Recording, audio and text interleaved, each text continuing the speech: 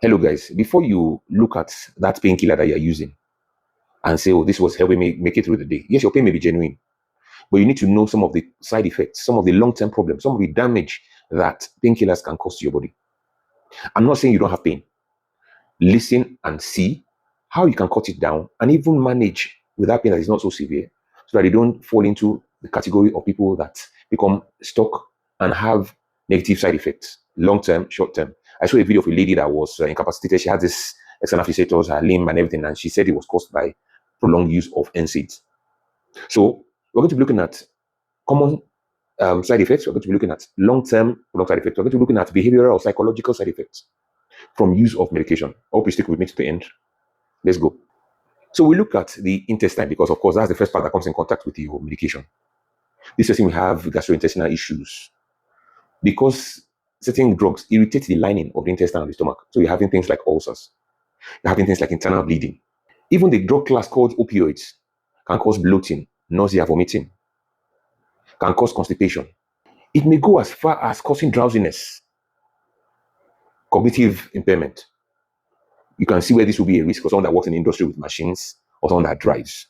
Over a long term, it can begin to cause organ damage for the liver. For instance, your paracetamol, it can cause acute liver failure. Acute, that is, in a day, if you take more than you are expected to take for the liver, it can cause the liver to be in failure in one day, especially when you not take it with alcohol, so another drug. It can cause your kidneys to pack up. NSAIDs will reduce, over long time, reduce the amount of blood that your kidney gets. It can cause chronic kidney disease and can cause kidney failure. Over a long time, it can affect the heart. It can cause heart failure, it can cause stroke. It can make your blood pressure to go up. And for people that always blame hormones, sometimes it's not the hormones' fault. Long-term painkiller use can cause your hormone levels to be misbehaving. So you may have low sex drive. It may cause infertility. It may even reduce your immune system. So you are more susceptible to infections. It can cause immune suppression. There are classes of painkillers that can cause psychological depression or psychological change, can cause behavioral problems. For instance, your opioids. It can cause you to be tolerant or dependent on it. So when you say tolerance, that is, you keep on using the dose, you keep on using the drug, after some time, your body does not even feel the effect anymore. It means that you have become tolerant. You have developed the tolerance to that medication.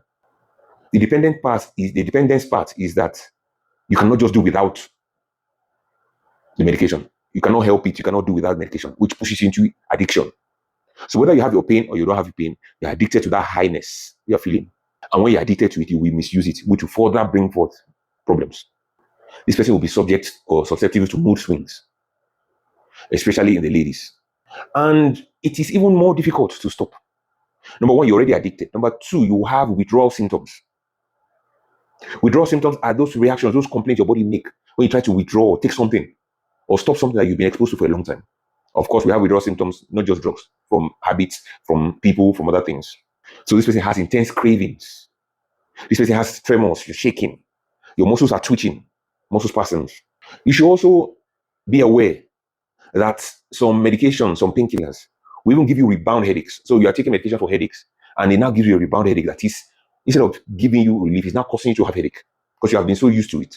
Some people call it medicine overuse headache.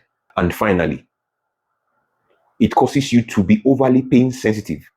So normal pain that you can tolerate before, this medication, because you have it for a long time, now lower your tolerance, your endurance level, your ability to maintain pain resistance. It lowers your pain threshold, increases your pain sensitivity.